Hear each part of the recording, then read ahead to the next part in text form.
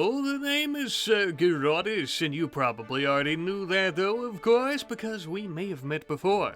Or perhaps you've just heard from the grapevine about my courage and bravery as a monster hunter.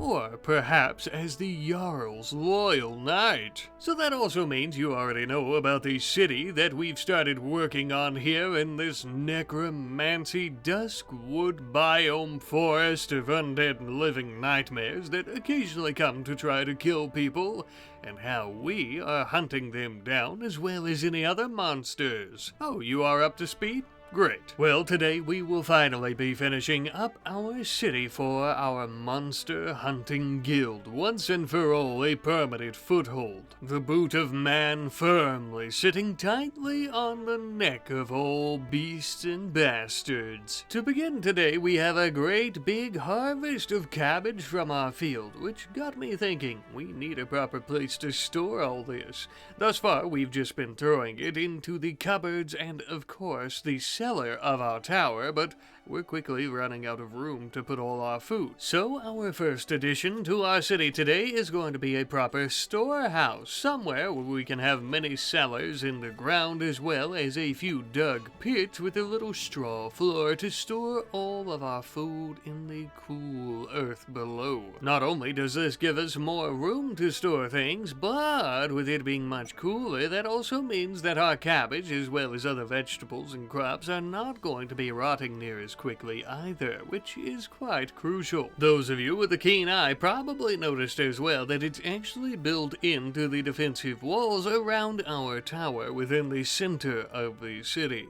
I have discussed previously how if something bad were to really happen, if shit really hits the fan and we needed to, we would actually evacuate, retreat back to this middle spot for our last stand to defend ourselves. And if that were to happen, say we're under siege, I want to ensure that we have enough food here to last us for months on end. After this was constructed, we ended up having a group of goats, lost or abandoned, perhaps, maybe in one of the caravans attacked by monsters, that had arrived basically at our doorstep. So we quickly took them in, building a decent-sized pen on the eastern side of the city to store them. You might wonder why we even care all that much about these goats. Why don't we just slaughter them now and eat them? Surely they can't be worth the trouble of raising and breeding just for meat. Well, they really aren't, except for the fact that they also give us goat's milk, which is high in fat content, which is perfect for surviving through winters. When the gods hand you free food, you don't ask them why, you just take a bite. And since we're also going to be raising domesticated livestock here, we're going to be setting up a proper place to go about tanning and processing leathers and furs. This way we can use these materials to make ourselves some wonderful apparel, of course. We've been doing this thus far, but basically we've only threw up a few tanning racks in our tower and other spots. We have yet to have a dedicated building. But you might be saying to yourself, Rat Knight, okay, that's fine, but how does this pertain to monster hunting? Aren't you supposed to be monster hunters? Well, my friends, allow me to show you. With these leathers, we are already starting to make some appropriate apparel that will help us in our quest of hunting monsters, such as arrow quivers. We would ensure that every single one of our hunters would have their own quiver chock full of arrows. That way, we can ensure that they never run out. And also because having a quiver means that it takes less time for them to fire off more arrows. This could mean the difference between life and death if a giant troll or some other bastard has your back against the wall. We're also going to begin mining out plenty of iron in the nearby mountains. Steel, of course, is preferable for weapons and armor, but iron is cheap and much faster to process. So we're gonna try to streamline a decent bit of armor and weaponry for all of our hunters, especially as our population continues to grow. As we mine Dial, we'll begin the task of smelting down all this ore into some proper, workable ingots. But it wasn't just iron that we were going to be mining out of the mountain. Of course, we found other things like jewels and different types of minerals like limestone and marble, but also we are going to be mining out a facility here to add on to the city.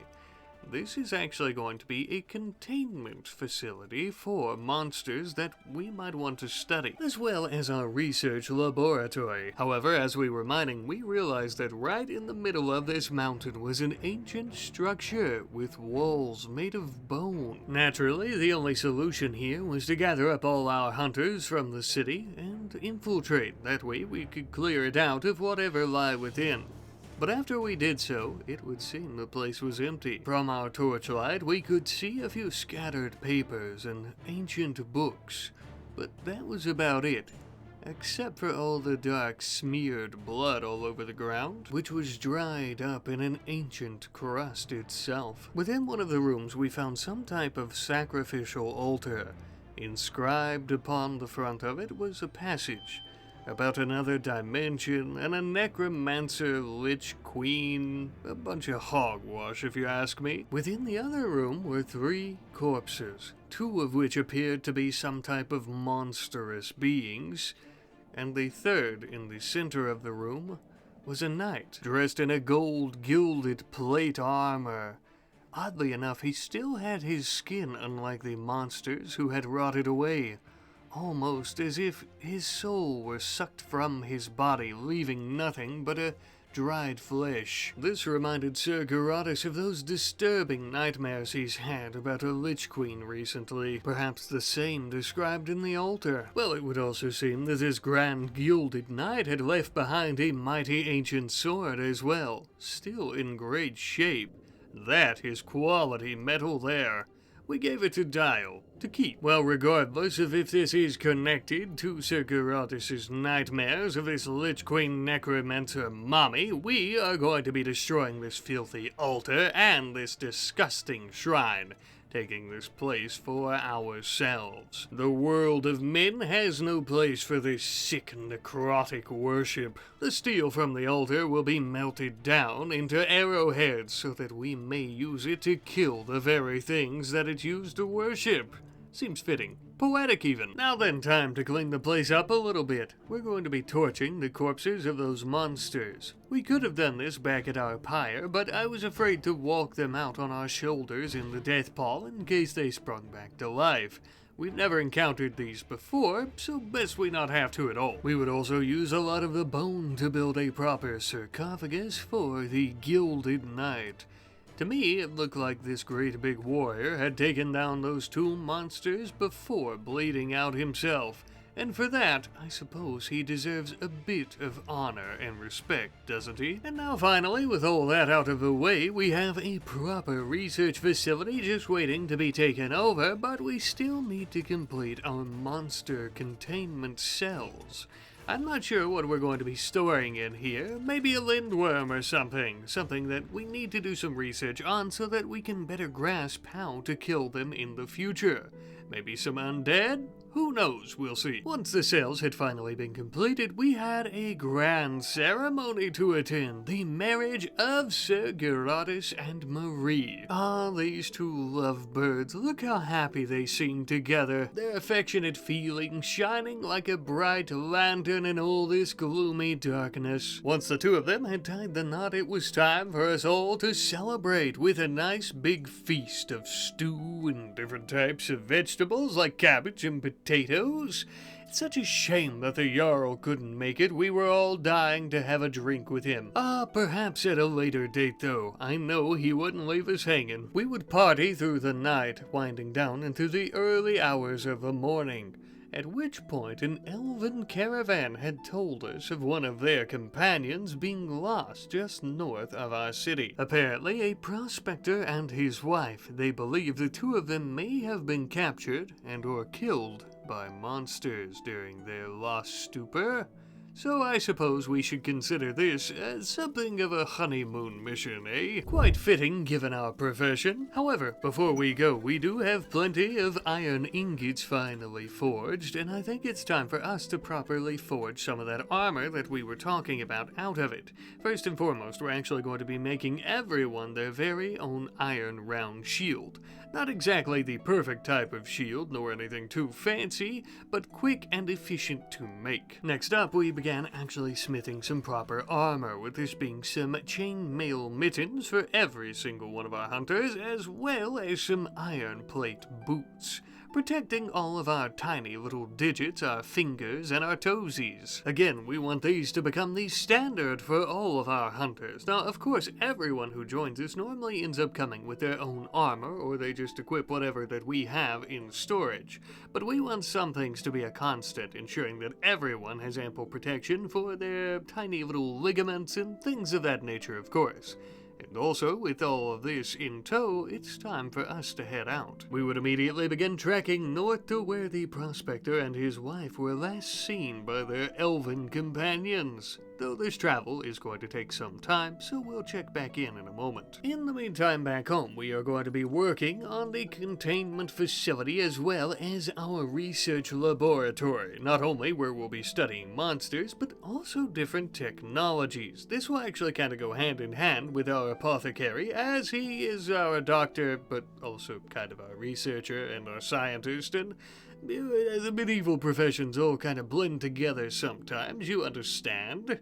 But as you can see, we have all the necessary production areas as well as facilities that anyone would need to research anything.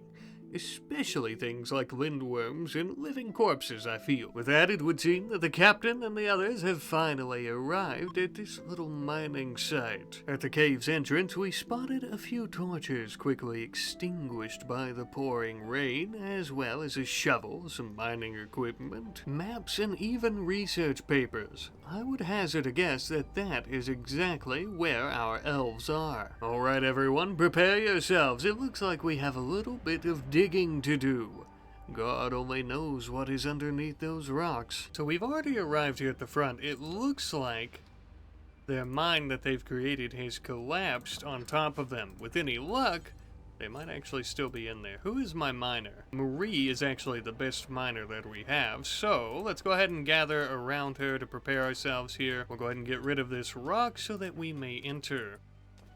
Whatever waits for us inside here, I do have everyone with their shields. I am going to send Yefim in first and foremost. In a close quarters place like this, I think that the short sword would be best. Oh, alright, what do we have here? Let's gather around and investigate. We have Greffel. Greffile? We will offer you help. Oh, it appears that she has joined our group. Not exactly what we were expecting, I suppose. I think this must be her husband, the prospector. What exactly were you looking for in here, Greffel? Oh, we have light back here, barely gleaming through the rock. Looks like this has been collapsed as well. Greffel does not seem all that keen on us entering this area. No doubt this is where the monsters must be hiding. We'll send her outside, simply because we don't need her getting in the way anyhow, just in case. Myself, Dials, Danielle, and Marie will all gather around here. We're gonna need to mine this out. I'll let Marie go ahead and start doing so. And Yefim, eager to prove himself as one of our newest monster hunters, is going to be ready to tackle these beasts. Look at these bone necropolis, tomb crypt looking walls here. Hard to say. What are we dealing with? Some type of blood shrine, and we appear to have Alps, which are these unusual human-like creatures without any eyes. We don't know all that much about them, but they are pale creatures of the night that apparently invade the dreams of other creatures. I wonder if they might have something related to the visions and disturbing nightmares Sir Geratis has been having, but I don't know for sure, of course. It apparently seems they have frail bones, and these are things that we have learned about them in the books over the years, of course. The fact that they killed this lady's husband is a little concerning, although I think we should be able to take them. We're gonna let Yefim come in and start killing.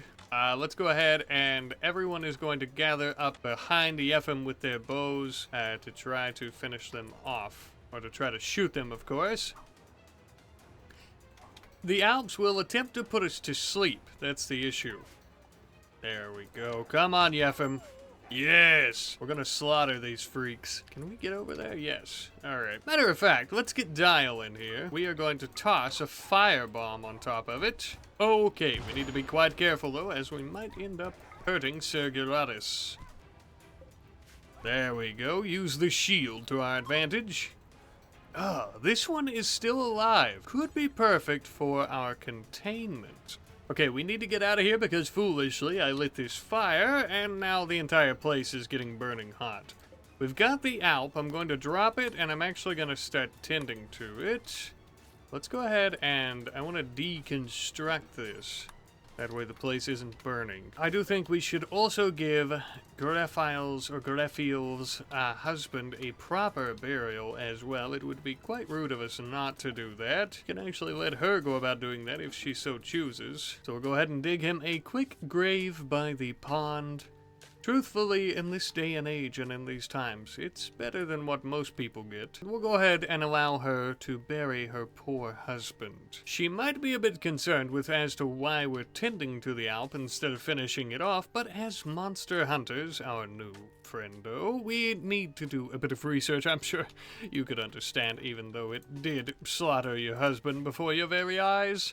Not to worry, once we're finished though, we will kill the creature, of course. We will go throughout here, see if there's anything useful that we could take with us. Perhaps some of these blood candles and urns could be of use to us, although I'm not exactly sure for what, maybe research purposes. But then we are going to start heading back home immediately. And so we would, with our new monster Alp in tow, hog-tied on our backs. Not to worry, we'll take turns carrying the frail little beast. But of course, this travel back home is going to take quite some time. In the meantime, back home, we had a dark elf caravan arriving at our city. At first, we thought they slave traders and had no interest in doing business with them.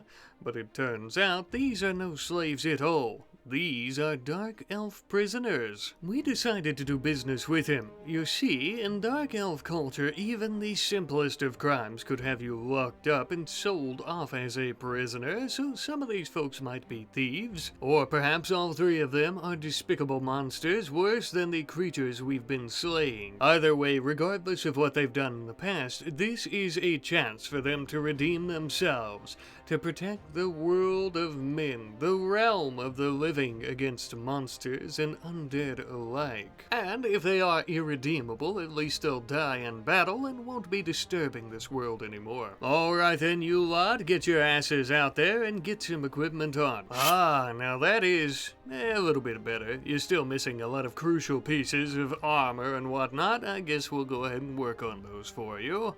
We'll also be keeping a close eye on you. This caravan also had me thinking, though, you know, where would they stay if they needed a place in the city? We've discussed this before. We have plenty of room for visitors or even small caravans, but something this size, if we have more dark elves or realistically any caravan of this size coming to visit, to trade, or even if they just need a place to stay away from all the beasts in the forest, we don't have a spot for them. Our longhouse here isn't near enough capacity, and even if it were, normally the merchants in these caravans are some higher quality folks, or at least they like to think they are, and they don't like to sleep in the same place as their caravan guards.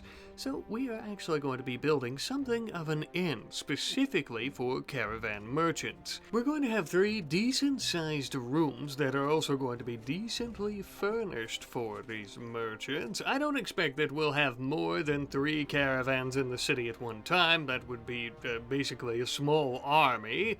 So I'm not all that concerned with the capacity of this area. I think this will be plenty. You may also notice that these nice rooms for the merchants are the only beds thus far that we plan on charging folks for.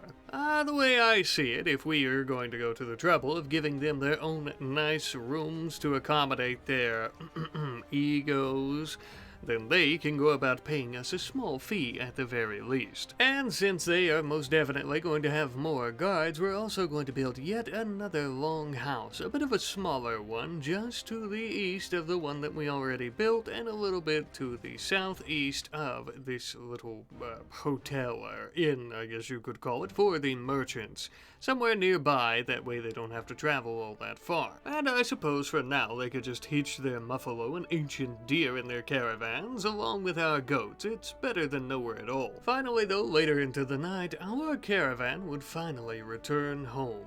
And the first thing we did was take our new monster as companion to his holding cell so that he could be studied. He was beginning to starve, and obviously we can't study him if he's dead, so we started to feed him. He apparently liked to suck the marrow from the bones of each kill in our hunts.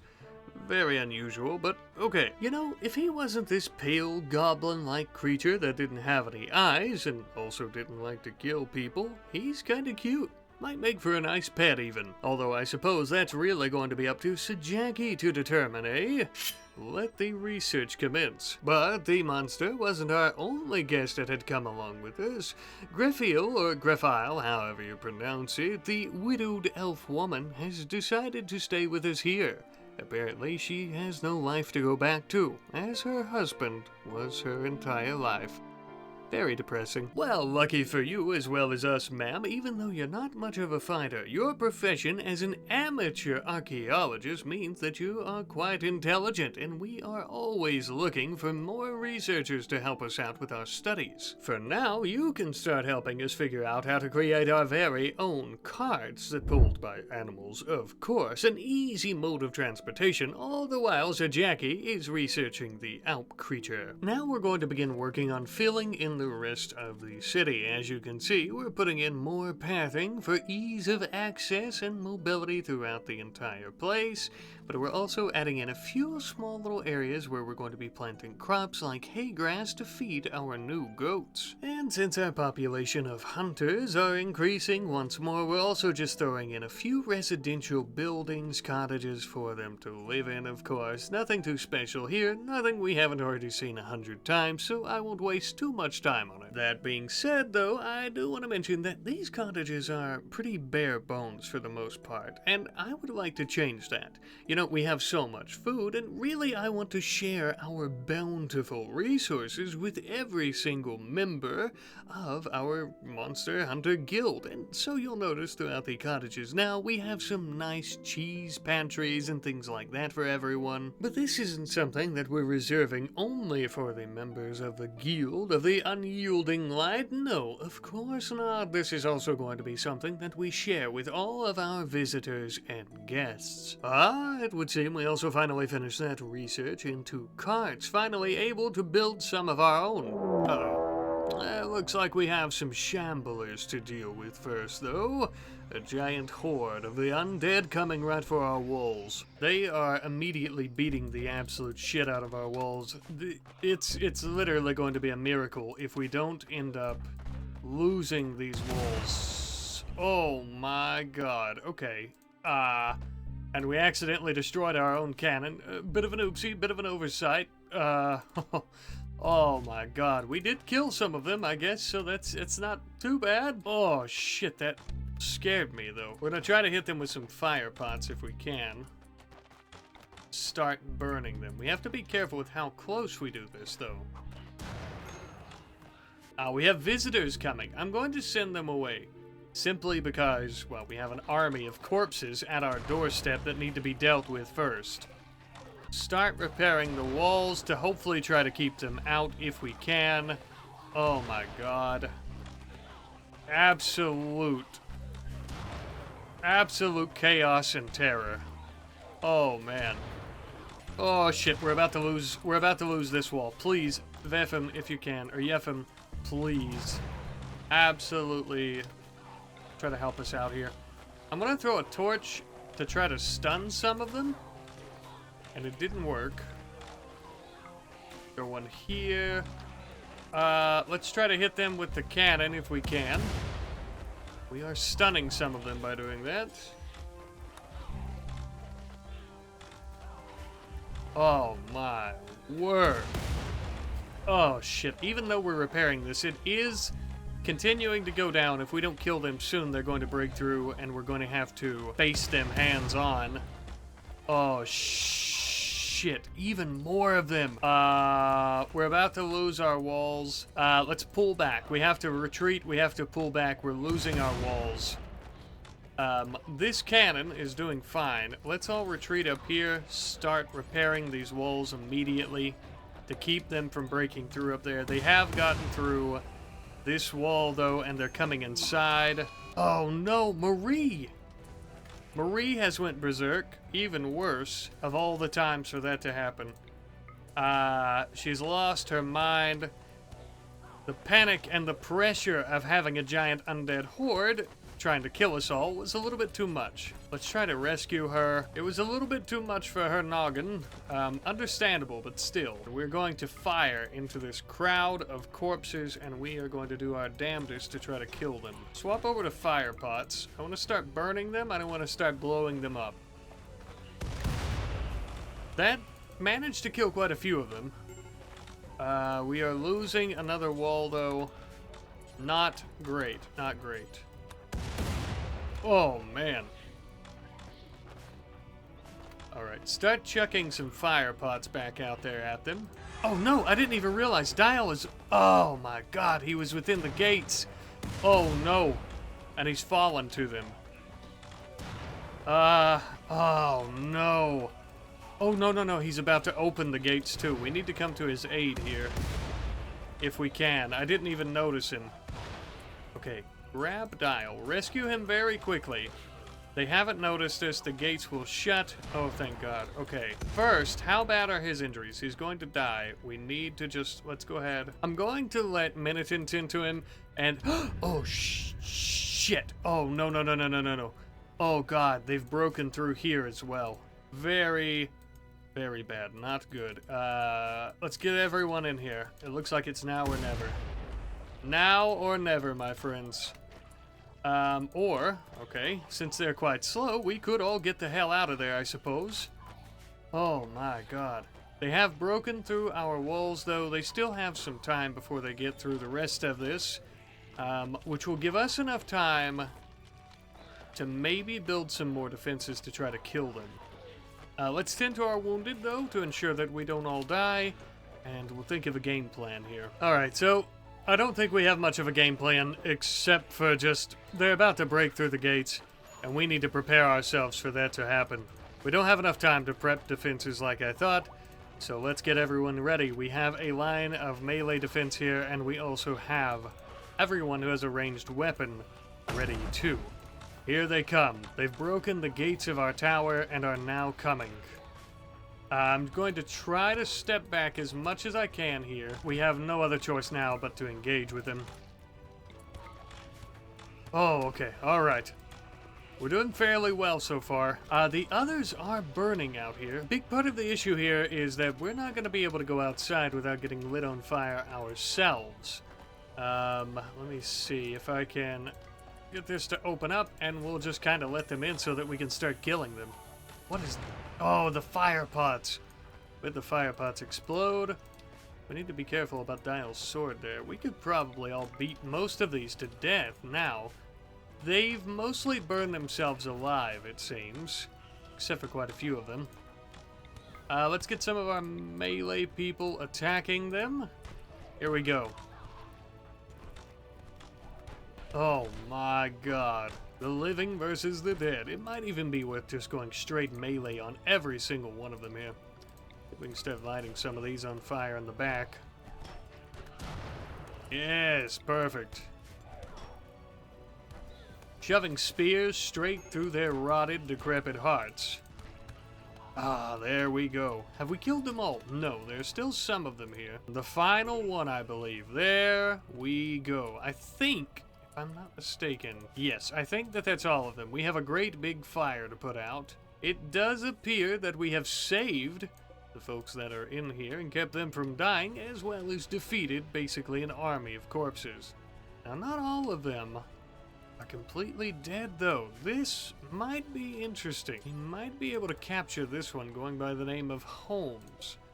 I don't know why, but that name seems so familiar. Go ahead and imprison them so that we can do a bit of research on these corpses, but I think for the most part we are victorious. We're going to start extracting their skulls. I think that should prevent them from raising again if we can't get them taken care of and burned before the next death pole sets in.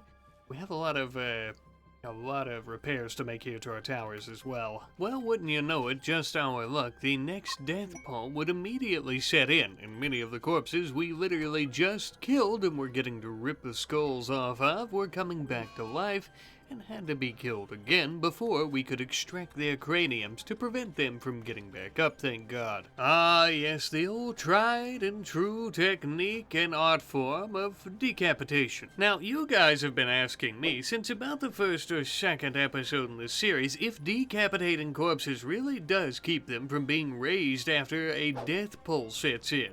And I can tell you from much research and testing, this does seem to be an effective method. Without the host's brain and its head in general, there is no raising from the dead. Zombie-like monsters these appear to be, and yet they seem so much more clever. Once we had finally decapitated all of the corpses of our enemies that we had just slain, we began repairing our towers, building new walls as well as just basically repairing many of the brick and mortar that was damaged during the attack. I think that we really need to make some upgrades on the outer wall. This isn't just any normal city wall. We have unfeeling hordes of undead rotting flesh just pounding away at all times when these types of attacks happen. At the very least, we could use some steel or iron gates, something that would buy us a bit more time. Perhaps a nice outer shell of granite, and perhaps even some more wooden walls on the inside as we did at our southern entrance. We'll see. In the meantime, as Miniton and Yefim were burning many of these corpses, it would seem that a spark has struck between the two of them. A bit surprising, seeing how Miniton is our slave, but I suppose the heart wants what the heart wants, eh? However, Miniton being our slave, this won't fly. The Jarl wouldn't agree to such a thing. However, Miniton has been with us for a very long time and has proven herself countless times to be more than just a slave to our empire and to the Rotten Boar, the House, to the Monster Hunting Guild. She is well deserving of becoming a proper colonist, and more so, a proper hunter. As we're working on recruiting her properly and instilling a nice, stable mental state into her that we need into all of our hunters, we are also going to be checking on my young squire, Dial.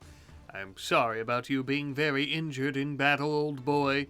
Positioning you there in between the gates was brave and courageous of you, but foolish of me. I'm glad you're all right. When he wakes up, Doc, I'd like for you to let him know that I brought his sword from the battlefield, stained with the blood of many a corpse. Damn, that boy is a fighter. Speaking of the good doctor, he has something to show us. Apparently, he's managed to tame the Alp. Yes, the sleep paralysis demon, quite literally, I might add. Apparently, it's no smarter than your common mutt. And, meaning, I guess we can also tame it like one, with a bit of food. Oh, also, Sajaki actually cut it open, and apparently it has an anatomically correct set of organs just like a human, and it maybe is just some type of cursed person. It's still our dog, though, okay? Since we don't want it frightening any of our hunters, or possibly any of our guests that are staying in the city for a short period of time, and also we don't want to mistake it for another beast out in a death pole when it's dark and gloomy, we're going to be making it something of a tiny room here in our laboratory. Think of it like a house puppy, I guess. The bed is mostly just for looks unless it's wanting to get comfortable for a while, since it never sleeps and only eats. What does it eat, you might ask? Well, as we know, it likes meat and bone marrow, which brings me to my next point. Not only is it cool to have around as a puppy, but it also hunts down undead in the forest and eats them. It is literally a natural-born hunter. Also, if you have a name for the Alp, be sure to leave that in the comments section down below. Now then, with all that taken care of, we have also finally finished up all the repairs to our towers and our walls, so we are now going to begin fixing up the city and also finishing it off in today's episode. We actually have something of a lumber mill here. This way we can appropriately and efficiently cut timber into planks very, very quickly, which is probably something we should have done before building all of our homes and other structures out of logs instead of planks, as the planks would be nicer and a bit more sturdy, but we had to throw it up very quickly, so I think it's fine. We also have some trestles and workbenches here to go about cutting them, but we're also building a windmill outside that will help us automate this process. Given the time period, of course. Next up on the docket, we're going to be building a stone masonry workplace. This way we can cut all our stones. Now, we've been doing this since the very beginning of our settlement here out in the forest, but we actually haven't had a proper place to go about doing this. We've been doing it all outside, and of course that makes our work very slow, especially when the temperatures get cold. You understand, this is a much needed building and workplace, of course, that is much warmer. Not only am I doing this for efficiency, though, we're also building these specialized buildings for these things for organizational purposes as well. We want to be running a tip-top ship here, especially before the Jarl comes for a visit, and believe you me, he will be coming. Last but not least is going to be a proper slaughterhouse, a butcher shop in the northwestern part of the city. A nice place where we can go about cleaning, skinning, gutting, so on and so forth, all of our wildlife that we're hunting, like our cursed deer, things of that nature. But also, of course, this way we can go about processing our own livestock, like our goats, which have been breeding for quite some time now and are finally ready to be slaughtered, or at least a few of them. It'll be good protein for us all. Sure, it's not venison like we're used to back home, but it sure beats all the cursed rotten meat we've been eating from the zombie animals. It can't be healthy. As we were attempting to butcher our goats, I also noticed that something was attempting to get a stranglehold on them, attempting to eat them. A harbinger tree just outside our slaughterhouse. This forest never ceases to surprise me. Well, with my mighty axe, I would hack it down. Yet another example of the chaotic dead forces around these parts submitting to the will of the living. As they should. My friends, I must say I'm quite proud of the city that we've built for our monster hunting guild, although we are coming towards the end of this series, with the next episode most likely being the last episode in this little mini-series that takes place in our medieval Overhaul universe that is connected, of course, with the Hospitality City series. We still have plenty to do for the next episode, and I actually already have something in mind. We've been building a city for so long, damn near we've almost forgot our true goal after we get it set up, and that we have our foothold of eradicating monsters, and more importantly, recruiting more hunters to our cause so we can continue this forevermore, keeping the realm safe. Speaking of which, it would appear that we finally given Minitin the resolve and the mental fortitude that she needs to become a true hunter like the rest of us. Welcome aboard. You won't be needing those anymore. A slave no longer. Your rightful place as one of us. And you'll be pleased to know that your lover, Yefim, has been working hard on your home, ensuring that you both have some very humble yet spacious and comfortable lodgings. A nice fur bed, just as the one that Sir Gerardus has had for himself and his wife as well. A nice luxury item to most, as previously mentioned, but one that is much deserved, my friend. But with that, my friends, we have basically completely finished our city. Sure, there's still much we'd like to do in terms of defenses and maybe a few more structures here and there, but for the most part, it is truly completed. Now, I suppose we just need to raise an entire medieval army to help us with our monster hunting efforts, eh? See you later.